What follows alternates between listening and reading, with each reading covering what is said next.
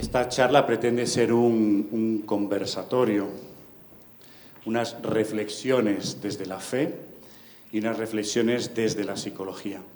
Es decir, pretende ser un diálogo entre ambas realidades.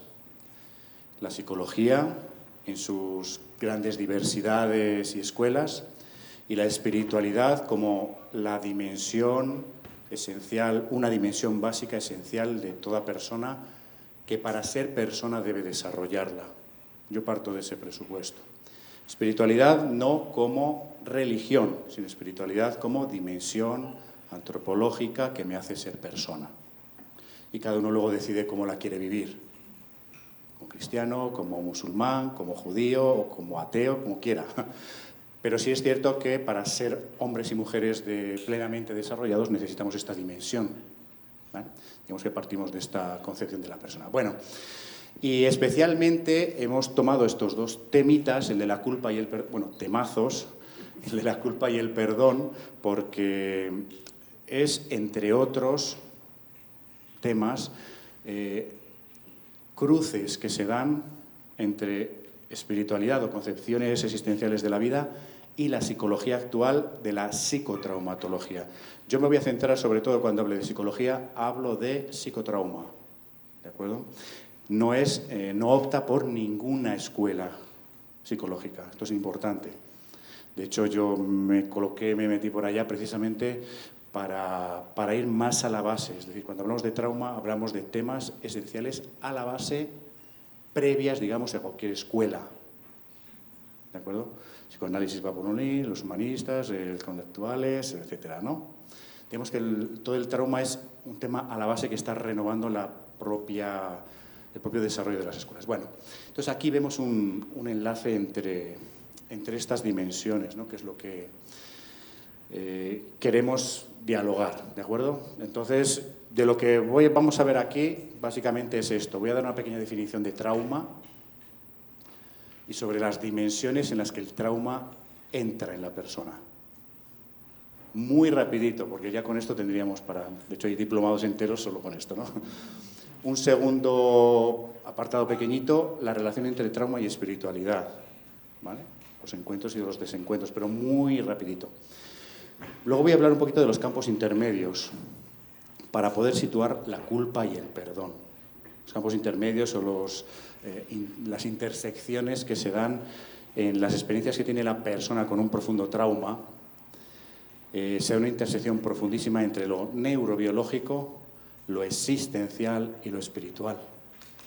Y esto, lo digo yo que ya me he especializado en psicotrauma, no ha entrado todavía la psicotraumatología.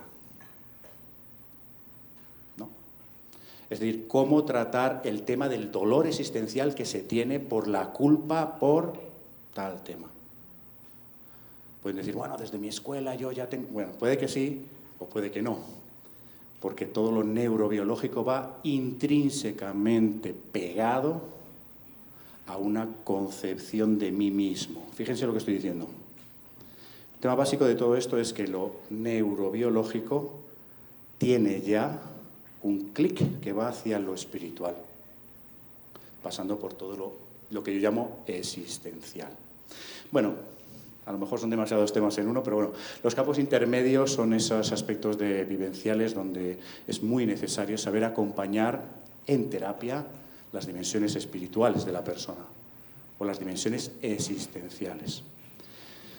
Hay quien me dice, bueno, la logoterapia ya se centra en el tema del sentido de la vida. Sí, pero solo eso no ayuda al que tiene un profundo trauma, sobre todo los traumas de desarrollo, los traumas de infancia, los traumas del apego, el trauma complejo se llama, ¿de acuerdo?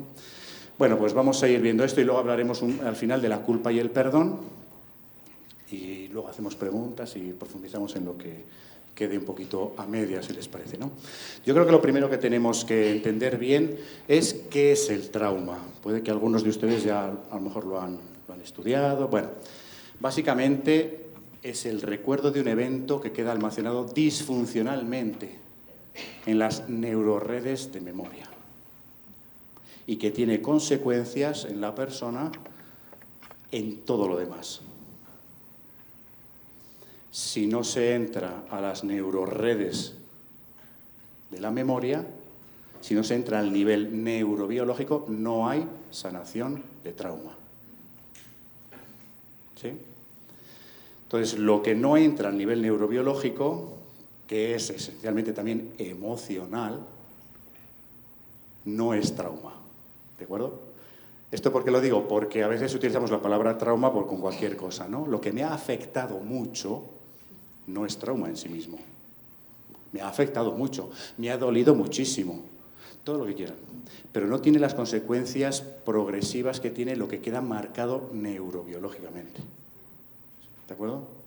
Es decir, yo puedo sufrir el peor de las catástrofes, yo y mi hermano, que vamos en un carro y hay un accidente y mueren mi papá, mi mamá y mis 7 primos.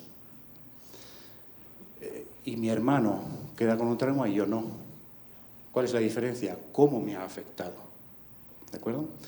Por eso, técnicas como el MDR, el Brainspotting, la terapia psicomotriz, ¿no? Todas estas que tratan el cuerpo en profundidad, son las que ayudan a liberar esto, ¿de acuerdo? Bueno, entonces partimos de eso para entender bien cuando estamos hablando de trauma, ¿vale?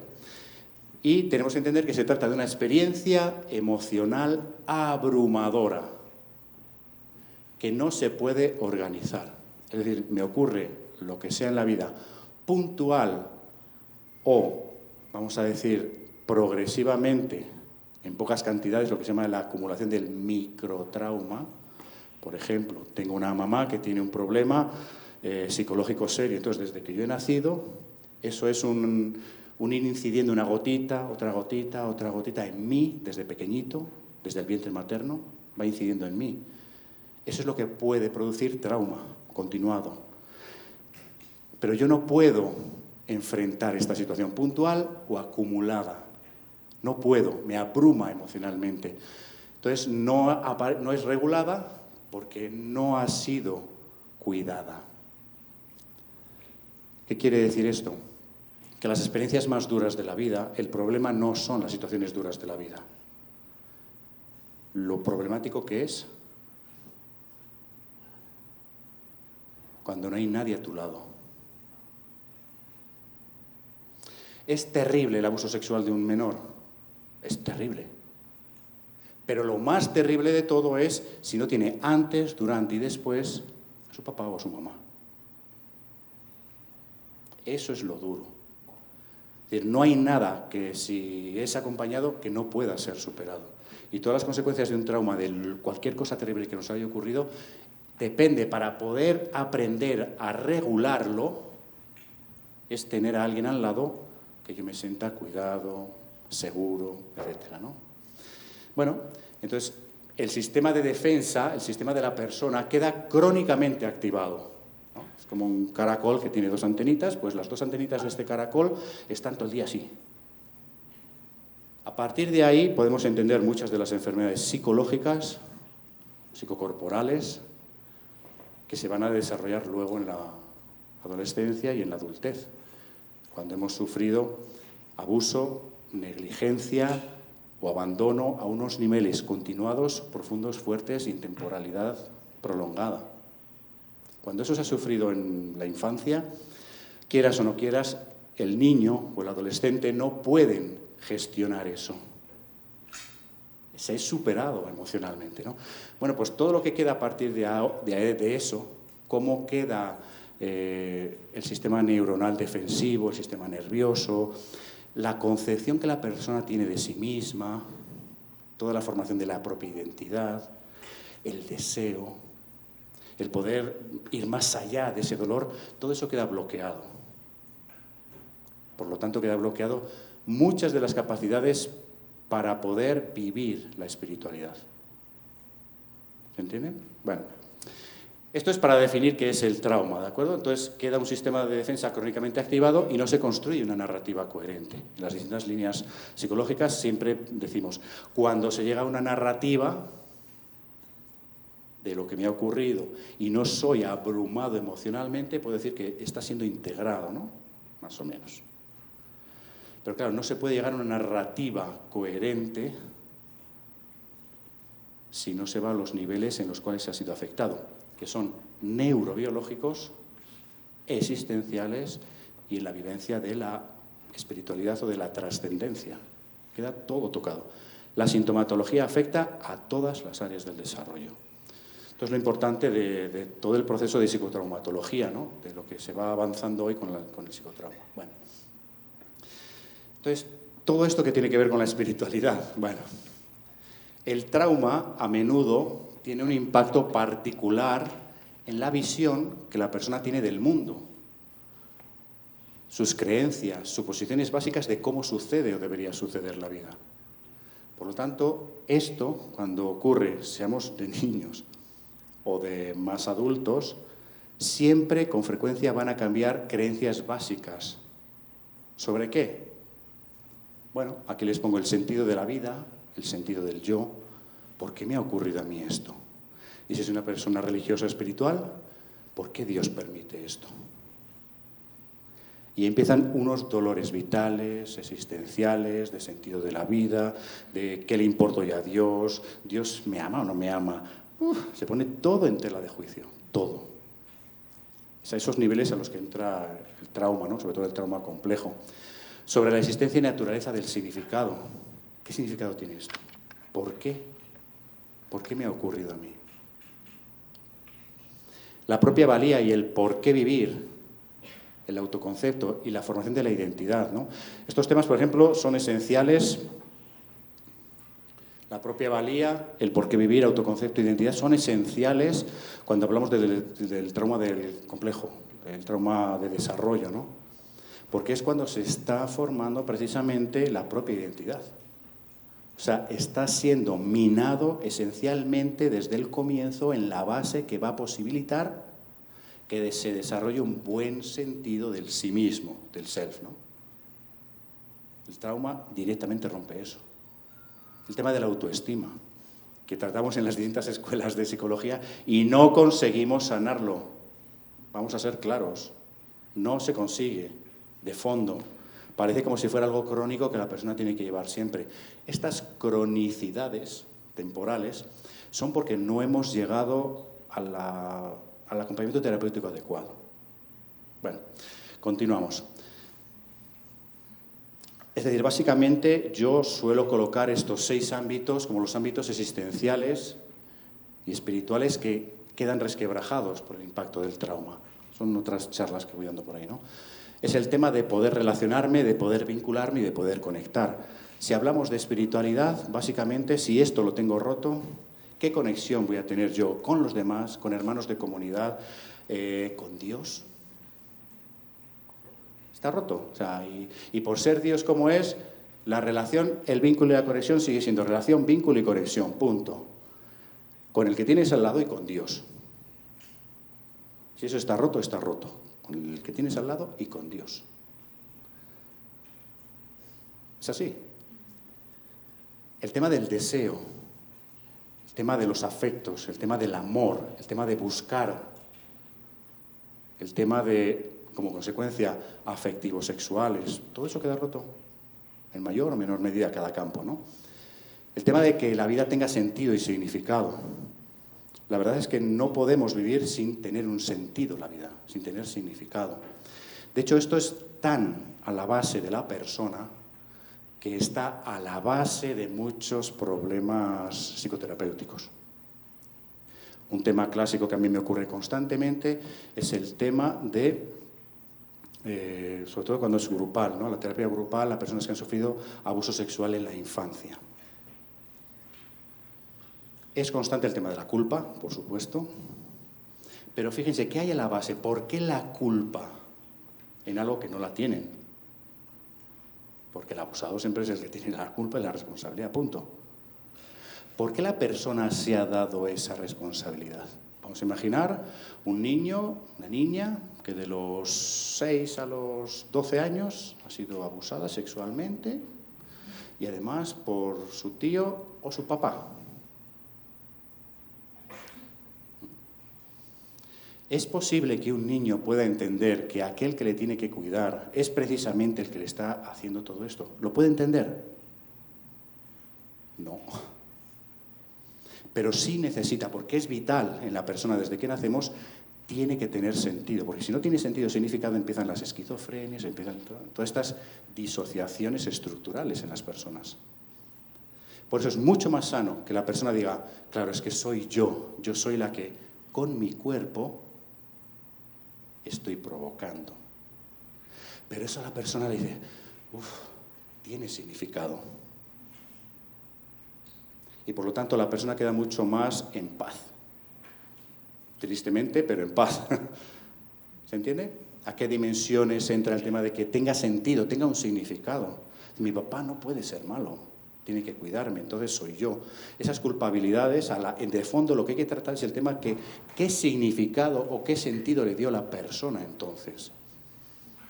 Ahí el MDR ayuda muchísimo y muchas terapias ayudan a colocarse en esa parte de la persona todavía hoy actual, que es una niña de 7 años, que ahí se ha quedado en las neuronas y en el sistema nervioso, ahí se ha quedado impregnado, dando vueltas intentando solucionar eso.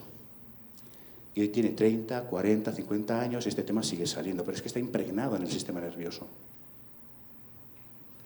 Y es a esos niveles a los que hay que sanar, pero lo que está a la base es el sentido y el significado, no tanto la culpa. La culpa ha sido un remedio, vamos a decir, en algunos casos, para poder tener significado y poder continuar. Es decir, poder ser un superviviente es gracias a muchos temas mal vividos después y que hacen daño después.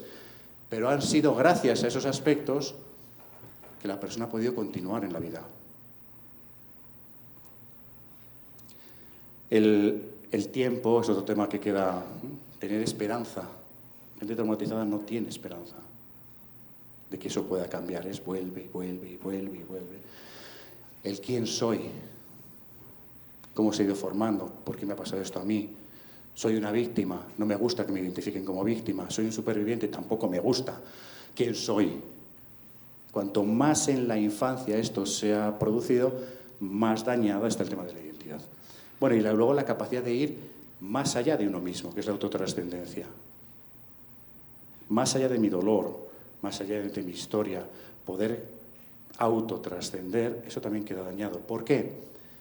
Porque el sistema defensivo, el sistema nervioso, neuronal, biológico, se ha quedado ahí dando vueltas intentando solucionarlo. Hasta que ese circuito que da vueltas y vueltas no se sane, no se libera. Y por lo tanto, ni la identidad, ni la autotrascendencia, todo esto, ¿no? ¿Quién soy? ¿Qué somos delante de Dios? ¿Quién soy yo para ti, Señor? Diríamos desde la fe, ¿no? ¿Quién soy yo para ti? Porque fíjate lo que yo soy para mí. Desde la fe cristiana, ¿qué somos para Dios? Somos sus hijos. Somos hijos de Dios. Eso nos define en nuestra identidad. Imagen y semejanza de Dios. Eso es. Pero la persona puede que lo entienda, pero jamás lo va a sentir. Está clara la relación entre psicología y espiritualidad. Por eso tantos problemas. Hay mucha gente que quiere creer, quiere ser creyente, pero no puede, no lo siente, no es capaz, no. Eso es. Está absolutamente bloqueada a un nivel al cual hay que ayudar a que la misma espiritualidad desbloquee y no traumatice más, ¿no? Que hablaremos un poquito de ello. Entonces, básicamente la espiritualidad, cuando hablamos de estas situaciones de trauma, yo siempre hablo, estos son otras charlas, o sea que no vamos a entrar sino solo las resumo, ¿no? ¿La espiritualidad es fuente de sanación y transformación humana? Sí. Y podemos dar cantidad de aspectos en los que se convierten y debería ser así, ¿no? Sí. Y a la vez, mal vivido es fuente de traumatización o de retraumatización. Y muy especialmente en el tema de culpa y de perdón. Pongo ya el ejemplo directo. Si no perdonas a tu hermano que tienes a tu lado, no esperes el perdón de Dios. El que no perdona a su hermano de corazón no podrá ser perdonado por Dios. ¿Qué les parece? Cita bíblica, ¿eh? Cita bíblica. Claro, en el tono en el que lo estoy diciendo ya estoy dando una interpretación, ¿no? Claro. Luego, no son ni los textos bíblicos, ni las espiritualidades, ni las religiones las que están mal. Somos nosotros a la hora de vivirla, de interpretarlo y de cómo se lo hacemos ver a la otra persona. Ahí es donde está el daño. Y ahí es donde hacemos mucho daño. Y lo digo así, mucho daño. Repito, mucho daño, retraumatizamos. Es muy común cuando doy estas charlas, sobre todo si de ciertas líneas cristianas, ¿no? Esta necesidad de obligar a la persona a que perdone. Porque si no perdonas no vas a encontrar la paz. En principio es una teoría que está bien, ¿no? Claro que si no perdonas no vas a encontrar la paz, pero ¿qué es el perdón? ¿Qué proceso hace falta llevar para llegar a un momento en el que yo puedo decir perdón? Y fíjense que no digo te perdono. ¿Quién ha dicho que perdonar significa que me tiene que gustar, que la persona que me ha estado abusando sexualmente ahora viva feliz y contenta? ¿Quién ha dicho que perdonar sea eso? Tenemos una gran confusión de qué es perdonar, ¿no? Con el tema del perdón, en nuestras iglesias, desde la católica a todas las demás, cristianas, hacemos daño con todo esto, ¿de acuerdo? Bueno, entonces las dos cosas creo que hay que tenerlo muy claro. Cuando la verdadera espiritualidad, al menos desde nuestra fe cristiana o católico como soy yo, ¿no? Si Cristo se encarnó fue para ser uno de nosotros. Exactamente igual que nosotros, dice el texto bíblico, excepto en el pecado, pero exactamente igual. ¿Por qué lo hizo así?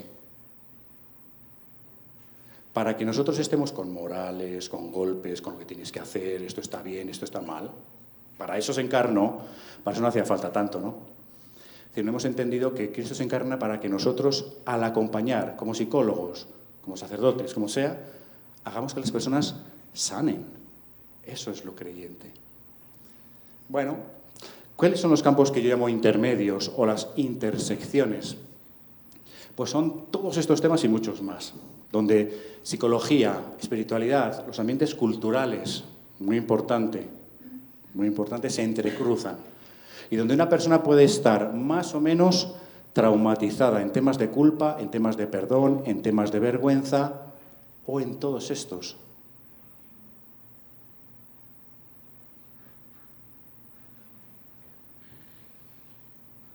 Y más.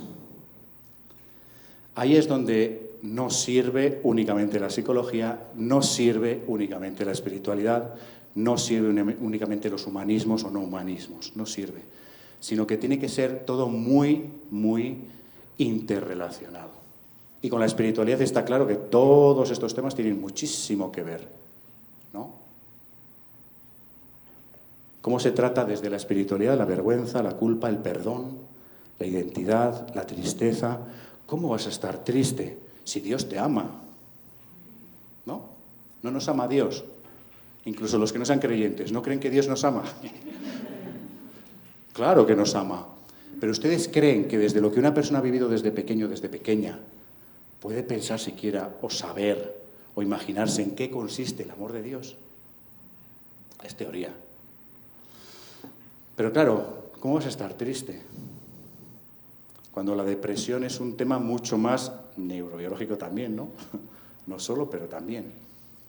Es que no lo puedo sentir, no puedo dejar de sentir tristeza, o miedo, o la ira.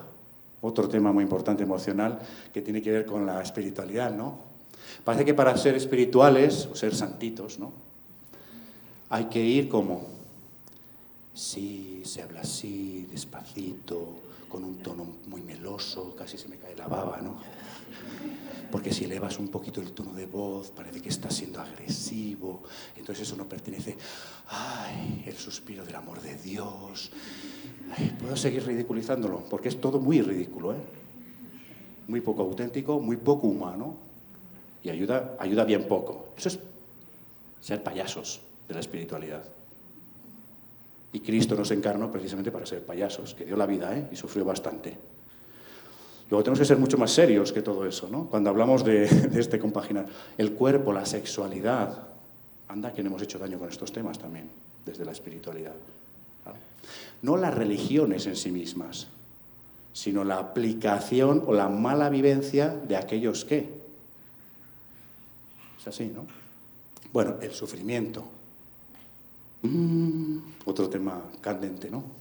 O el castigo, ¿no? Que Dios nos va a castigar. ¿No han sido ustedes, por lo menos antes en algunos lugares, las abuelitas siempre iban así, ¿no? Siempre desde pequeñito, pórtate bien porque si no Dios te va a castigar. Pues con eso nos quedamos. Un Dios que castiga, pero un Dios que nos ama no lo hemos entendido. Y puede estar muy metido dentro. Eso en una psicoterapia se quita únicamente porque el psicólogo, la psicóloga o el psicoterapeuta le diga que eso son ideas rancias de la espiritualidad. No se quita. ¿Por qué? Porque está a unos niveles en los cuales hay que hacer psicoterapia, sí, con una idea falsa de espiritualidad, eso sí, pero hay que hacer psicoterapia del tema espiritual. Estas conexiones en psicoterapia no se nos suelen enseñar, digamos, ¿no? Pero bueno, yo voy de aquí para allá viendo los temas y luego ustedes preguntan de lo que quieran, ¿de acuerdo? Bueno, vamos a hablar un poquito de la culpa. La culpa va siempre muy unida al tema de la vergüenza, pero son dos cosas distintas, radicalmente distintas, ¿vale? Básicamente la culpa es sobre lo que hago o he hecho, básicamente, y la vergüenza sobre lo que soy.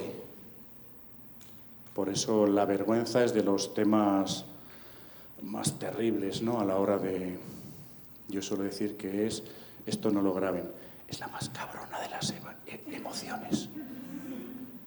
Esto luego lo quitan de la grabación. Pero es la más cabrona con diferencia, la vergüenza.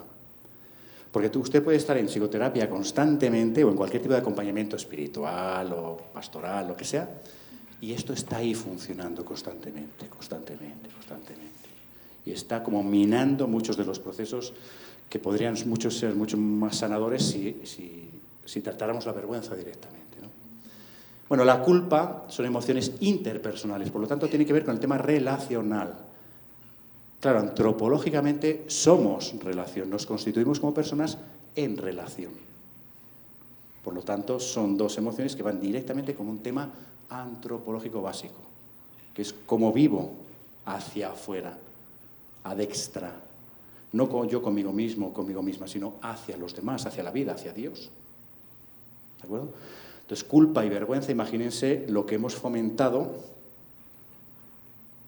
en la espiritualidad sobre culpa y sobre vergüenza. Seguro que les vienen cantidad de cosas, ¿a que sí? Muchísimas. Pero es que el psicoterapeuta también lo hace, ¿eh? Claro, de muchas maneras, ¿no? Pero bueno, vamos a entender ahora lo de la culpa, sobre todo, ¿no? Aparentemente son parecidas, existen diferencias entre ellas. La culpa se refiere a lo que hacemos y la vergüenza a lo que somos o cómo creemos que nos ven los demás. Fíjense, cómo soy, una convicción, o cómo creo que me ven. De hecho, la vergüenza es ese cómo me veo en los ojos del otro, ¿no? Esa es la vergüenza. Cuando veo que me mira de una manera y yo... Y la culpa es yo conmigo mismo sobre lo que he hecho. Pero ¿qué pasa? Que la culpa lleva a la vergüenza normalmente. Es decir, hay una culpa sobre lo que soy y una culpa sobre lo que hago. Y aquí podemos moralizar enseguida desde la espiritualidad, ¿eh? Desde cualquier religión. Sobre lo que haces, mucha moral. Está bien, está mal. Y sobre lo que eres, porque yo hago esto, entonces es que soy malo. Se pasa de lo que hago a la definición existencial de quién soy. Eso ya es vergüenza. Entonces es una culpa sobre quién soy. Fíjense, pero esto lo tiene mucha gente, lo tienen unas cuantas personas con profundos traumas, cuando están haciendo un proceso de poder entender lo que les está pasando. Porque han sido abandonados, porque han sido abusados, porque ha habido negligencia, porque ha habido abusos, golpes de todo tipo, físico, sexual, es igual. O ha habido grandes catástrofes en su vida, o muertes, o lo que sea, ¿no? o enfermedades también, ¿no? El mundo de los hospitales es terrible en todo esto, ¿no? O como ocurrió después del Holocausto con los judíos, ¿no? La culpa terrible de muchísimos de ellos. ¿Por qué? Porque habían sobrevivido. Yo sé que aquí hay muy buenos terapeutas. ¿Se atreverían a tratar este tema? Es terrible este tema, es muy existencial, es muy enganchado en el sentir, que este es el punto, sentir. Porque todo lo que es traumático es sentido. Hasta que no se siente, no se sana. Es así, porque está a nivel del cuerpo. También de las definiciones existenciales y espirituales que no se quiere ir dando, ¿no? Pero como está tan corporal, si no es sentido, nunca se va a sanar. Bueno, en el abuso sexual la culpa es frecuente y la vergüenza es característica e intensa. Esta vergüenza conlleva una ocultación de lo ocurrido, a veces durante años. Es decir, ya empiezan los circuitos de la culpa, del tener que pedir perdón, de la vergüenza, empiezan a funcionar y una persona empieza a estructurarse desde todo esto.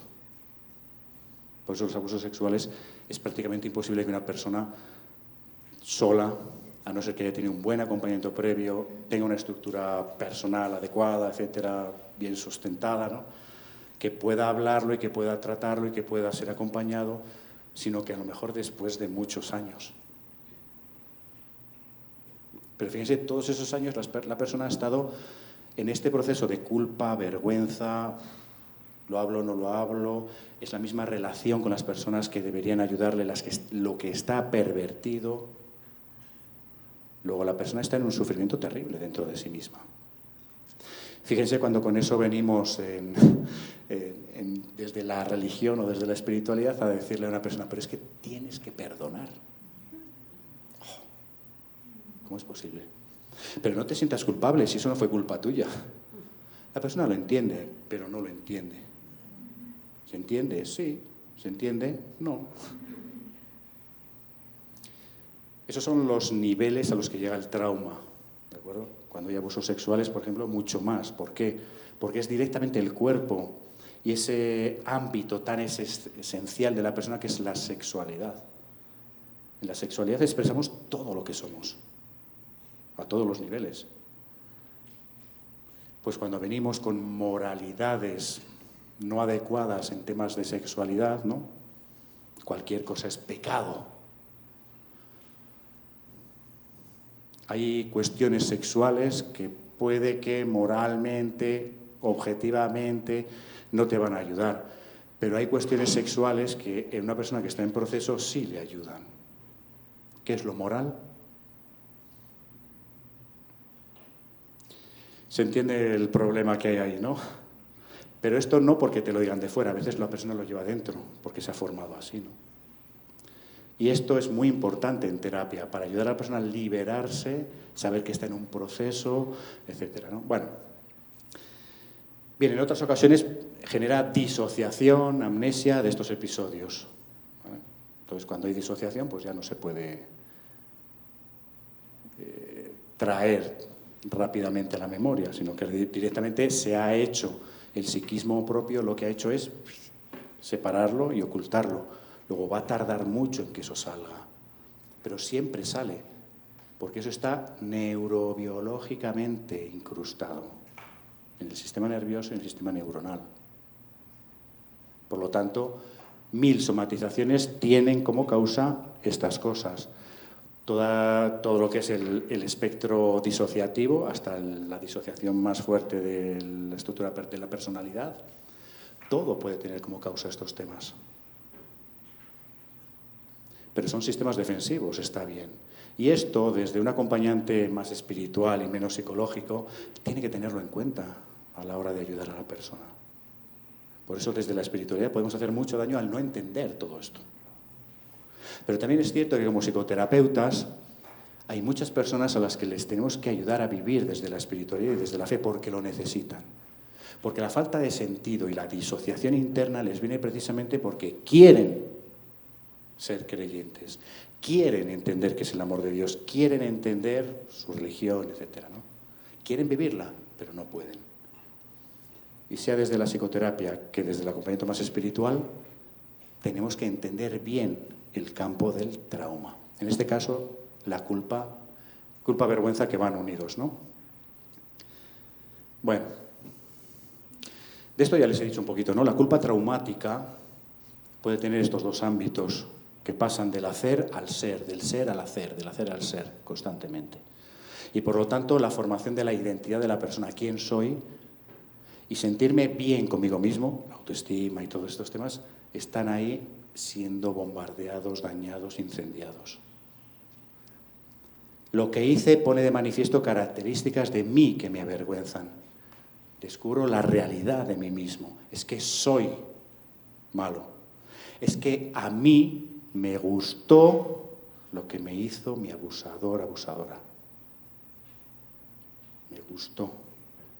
Entonces, de lo más terrible que hay o que cuesta mucho tiempo que la persona haga un cambio profundo de decir, es que lo lógico es que si te tocan aquí la orejita, pues gusta. Pero lo que les estoy explicando ahora, que ustedes entienden muy bien, la persona puede que también lo entienda. Lo tiene que sentir, porque está sintiendo lo contrario a niveles muy profundos. Siento de mí que soy malo. A esos niveles es a los que tiene que ir la terapia. Al sentir profundamente temas existenciales o temas espirituales. Tienen que ser sentidos para ser sanados. La culpa, me arrepiento de aquello que hice, considero que me equivoqué y con ello perjudiqué a otros o transgredí normas. Sería la culpa por lo que hice, ¿no? Culpa traumática. Es decir, al principio el abusador iba tras de mí, ¿no? Pero después fui yo el que iba tras de él. Esto es común, esto es normal. ¿Por qué? Porque precisamente los abusadores, ¿qué es lo que hacen? Engañan sutilmente, ¿no? En realidad están haciéndote creer que te quieren, etcétera, ¿no? En realidad son pequeños prestidigitadores, ¿no? Magos que van haciendo así, te hacen ver una cosa y en realidad es otra, ¿no? Son grandes engañadores, grandes mentirosos, muy sutiles en el mundo afectivo, emocional, relacional. ¿Sí? Entonces luego eres tú, te hacen ver que eres tú el que has venido. Esto es constante. En los procesos canónicos en la Iglesia sí son, ¿eh? La Iglesia católica al menos. No, o sea, el abusador te defiende, no, si es que era él el que venía. Y es cierto, sí, después de. Pero es que es eso lo que rompen en la persona, incluso la misma tema de su voluntad, ¿no? Esto es terrible, la manipulación en todo esto, ¿no? Pero claro, todo esto puede haber sido un proceso que se ha dado desde la infancia hasta que se es más adulto por una continuada situación de abuso, de negligencia o de abandono.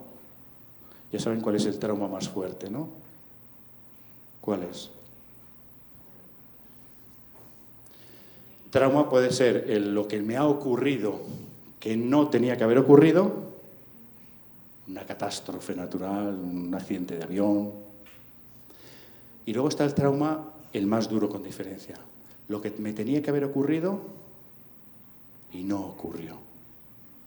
Como por ejemplo, ser cuidado, ser querido, ser limpiado cuando era pequeñito. Es el vacío. ¿Y con el vacío qué hacemos? ¿Cómo se trata esto? Psicoterapeutas, ¿cómo tratan los vacíos de las personas? Porque esto es un vacío existencial de lo que tenían que haber recibido y no recibieron. Y esto queda en un...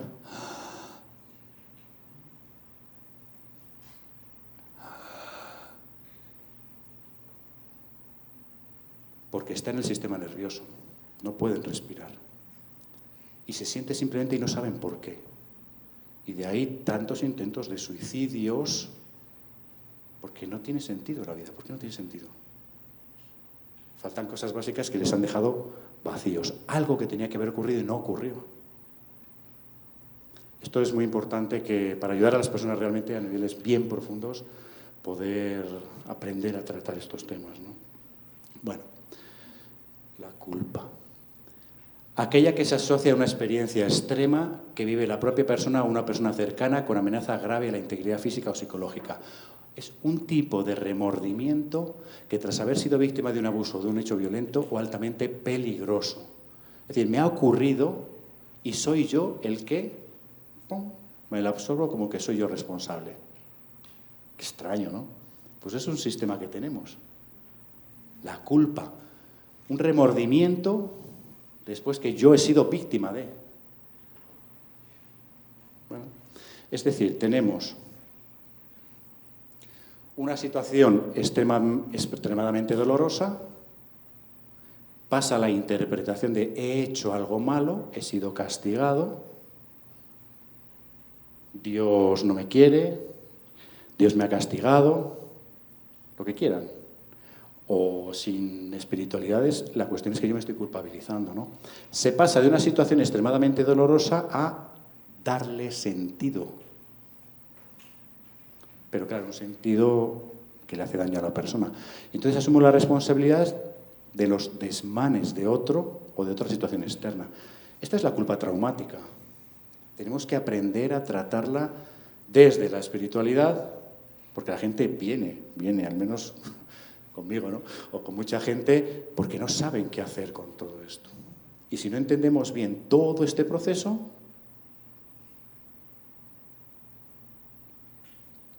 no podemos ayudar a las personas. Y esto no lo tenemos en muchas psicoterapias ni en muchos acompañamientos espirituales.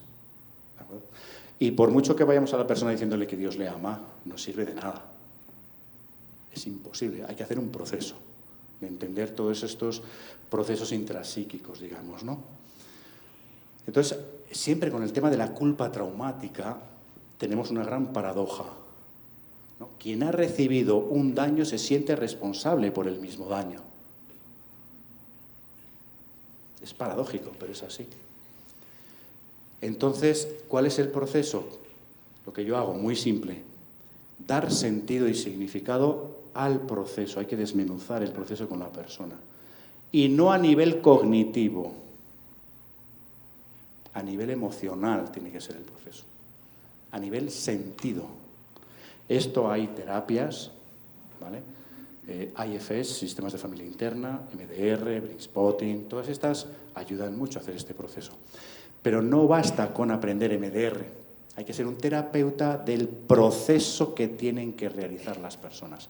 Y el MDR o cualquier otro tipo de terapia son la herramienta del proceso que tiene que tener el terapeuta o el acompañante espiritual con la persona. ¿Se entiende este punto? Es decir, creemos a veces que hacemos MDR y ya se arregla. No. La relación terapéutica o de acompañamiento es esencial para saber en qué momento vamos estando. Si va comprendiendo, no cognitivamente, sino sentido corporalmente, el sentido y el significado que tiene todo ese proceso. Y luego volver a visualizarse como sujeto y no como objeto de otro. Porque normalmente la culpa he sido objeto de otro. Entonces tengo que dar resultado o sentido desde mí mismo. No, tú eres sujeto, no tienes que. Bueno, es un poquito dos aspectos importantes, ¿no? Vergüenza y culpa. El sentimiento de haber hecho daño provoca estrategias de redención. Fíjense, ahí le ponemos vocabulario entre espiritual y psicológico, ¿no?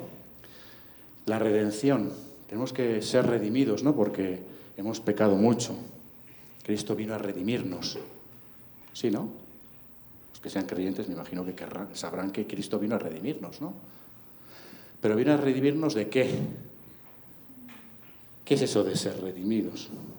Tenemos unas concepciones culturales, psicológicas y espirituales muy equivocadas de todo eso. Tenemos muy poca formación de qué es ser redimidos. Bueno, pero fíjense, yo he hecho daño cuando en realidad me han hecho daño. Pero yo en la culpa traumática soy yo el que he hecho daño. Esa es la paradoja, ¿no? Yo soy el que he hecho daño y el que he provocado todo esto, pero esto tiene sentido, tiene significado. Entonces, estrategias de redención por mi maldad. Estamos en un círculo un poco terrible, ¿no? Y esto, con ciertas espiritualidades, estamos constantemente fomentándolo. Y fomentamos un círculo de profundización, de retraumatización fuertísimo. Mientras que el sentimiento de ser rebajado organiza relaciones de evitación, de ocultamiento, de rabia desesperada. Todo esto son consecuencias de lo que nos trae este resentimiento o este sentido de darse, de lo que es la culpa traumática, digamos. ¿De acuerdo? Fíjense, estos son ciertos aspectos que yo quiero relacionar con temas de espiritualidad, ¿no? La culpa traumática tiene un dolor permanente. ¿Por qué? Porque está en la convicción de que ya no se puede cambiar aquello. Es irreversible en el tiempo. Ayudar a que la persona pueda sentir que eso no es un problema es duro y es largo de... ¿Sí? Y tanto en psicología como en el acompañamiento espiritual vamos siempre con frasecitas muy facilonas. Muy facilonas. También en psicoterapia, También. Cuando lo que hay que ayudar es precisamente a reprocesar la concepción que se tiene de irreversibilidad temporal.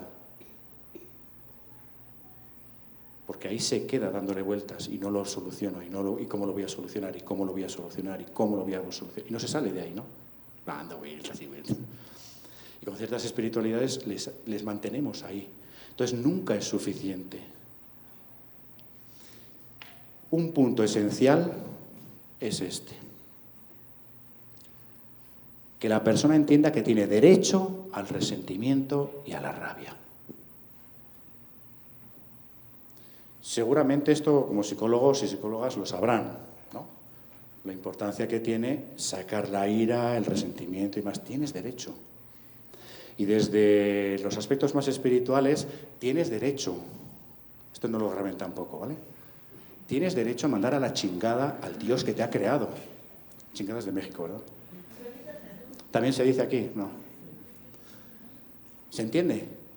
Si la persona tiene que entender que te puedes enojarte con Dios.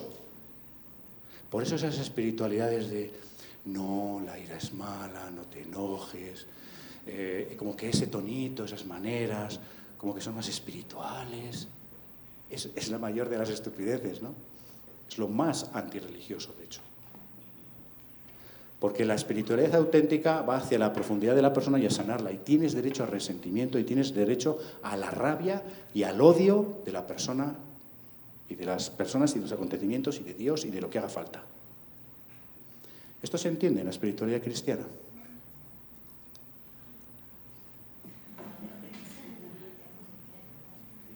Claro que no vamos a estar fomentando el odio, lógicamente, pero entendemos que hace falta un proceso, ¿no? Hace falta un proceso donde la persona, para salir de la culpabilidad, necesita sacar la ira y la rabia hacia donde tiene que sacarla. Esto es principio básico en psicoterapia. Claro, si la espiritualidad está fomentando otras cosas, no está ayudando. Se ve, la reacción no ayuda en absoluto. Tiene derecho al resentimiento y a la rabia. De hecho, una persona que acompaño ahora, bueno, este es un joven que fue seminarista y fue abusado sexualmente, ¿no?, por un sacerdote en los años de seminario, siendo adolescente, 3 o 4 años. Ahora está en todo un proceso psicoterapéutico, de denuncia dentro de la Iglesia Católica, bla, bla, bla. Bueno, pues ha dado un paso de todo el proceso de culpabilidad terrible que te daña a todos los niveles a una rabia. Bueno, pues el día en que le aplaudí por el hecho, se quedó como diciendo, ¿cómo? Se acabó el tiempo. Bueno, vamos a ir rápidos ya. Bueno, pues todo esto es muy importante que lo sepamos, ¿de acuerdo? Con el tema del perdón, me doy 2 minutitos, ¿vale? El perdón. Desde la fe cristiana, ¿estamos obligados a perdonar? Pues no, no estamos obligados a perdonar, ¿no? Estamos obligados a hacer un proceso que me lleve hacia la libertad y la paz. Y eso tiene un proceso en el perdón hacia adentro, hacia mí mismo, y hacia afuera, a destra, con el resentimiento, la compasión, la culpa, el dejar ir, el soltar, todo eso que ya sabemos. Pero no sabemos que hay un proceso de perdón decisional y un perdón emocional. Yo puedo decidir perdonar, ¿sí? Lo decido, te perdono, pero eso no significa que te tenga que querer, ni que amar, ni que me caigas bien, ni que tenga que reconciliarme contigo. Y eso lo obligamos muchas veces desde la fe. Desde la fe cristiana lo obligamos. Y eso es lo peor que podemos hacer. Eso retraumatiza fuertísimamente. ¿Por qué? Porque el proceso de perdón emocional es un largo proceso con el dolor, la tristeza, la ira y otras 1000 cosas que han ocurrido. ¿Se entiende? Entonces a veces vamos con frases bíblicas así muy de golpe y hacemos mucho daño a las personas. Por eso, la prisa por perdonar solo sirve al autoengaño, socava el proceso del perdón. Y esto se lo digo a los creyentes, sacerdotes, religiosos, religiosas, laicos, que están, venga, perdona, tienes que no, que estamos retraumatizando, que no se va a hacer el proceso emocional que necesita la persona. Pues la prisa va hacia el autoengaño. Incluso me creo muy espiritual porque, ya le he perdonado, ¿no? Y por dentro está todo el mundo hecho cisco, digamos, ¿no? Tiene un proceso, por lo tanto, tengámoslo en cuenta. Y luego, el perdón como obligación moral y social no lleva un acto reparador sentido, no libera. Y pongo los dos términos, acto reparador, sentido, el de obligación moral o social. Tengo que perdonar porque se trata de mi tío, el hermano de mi mamá. Ay. Porque social, cultural, familiarmente, eso es terrible. Eso no ayuda a que sea realmente un acto que repare en la persona lo que ha sido herido. No libera. Bueno, estas son otras ideas que tienen ustedes ahí sobre perdonar y reconciliarse. Bueno, vamos a acabar ahí, si quieren preguntamos y dialogamos un poquito entre nosotros, ¿sí?